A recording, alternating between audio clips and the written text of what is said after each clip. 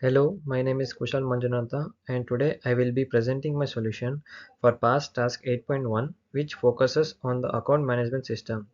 And this project demonstrates the application of core object-oriented programming principles like abstraction, encapsulation, inheritance, and polymorphism.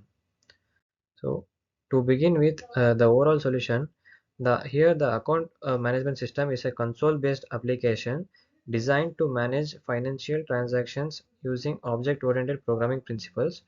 And here the solution includes like deposit funds into accounts, withdraw funds from accounts, transfer funds between accounts, and view transaction history.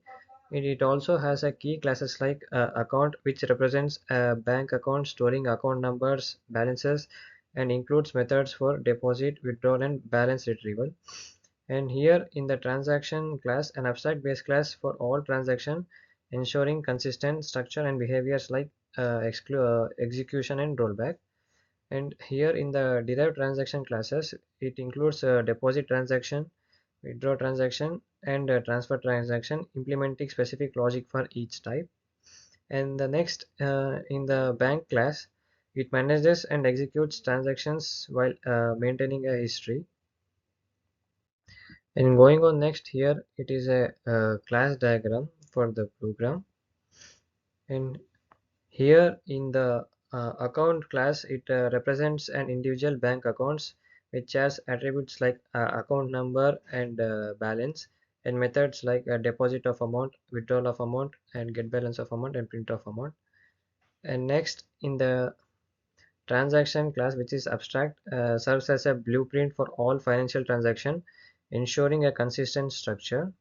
And here the attributes are the amount executed and reversed, and the methods being the execute of, rollback of, and print of.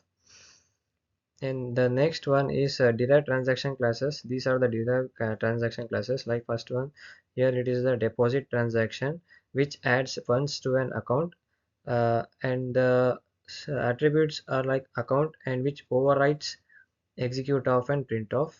And next here in the withdraw transaction classes, here it deducts funds from an account, and the specific attribute is account, and it overrides execute of, rollback of, and print of.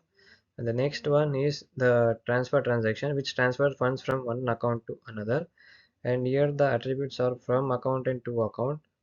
From account is a source account and to account is a destination account, and it overrides same the execute of, rollback of, and print of. And the next one is the bank class, which manages the transaction and keeps a history of all executed transaction. And here the attributes is the transaction, where it stores the list of all the executed transactions, and it has a methods like execute transaction of transaction and print transaction history of. So now speaking about the object-oriented programming principle, the first one is abstraction.